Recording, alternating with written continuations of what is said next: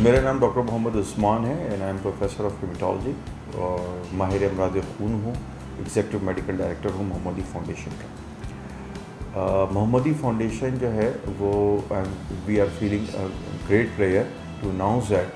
कि blood bank thalassemia centre institute of haematology के बाद हमने अपनी Mohammadi laboratory diagnostic services start की है, जिसमें इंटरनेशनल स्टैंडर्ड पर हम जो है तमाम ऑटोमेशन और जदीद मशीनों से जो टेस्ट हैं वो परफॉर्म हो रहे हैं और ये इंतहाई रीज़नेबल रेट पर हैं, ताकि पेशेंट को best quality with minimum quantity जो है पे करनी पड़े या कॉस्ट के साथ जो है बेस्ट क्वालिटी मिल सके। तो मैं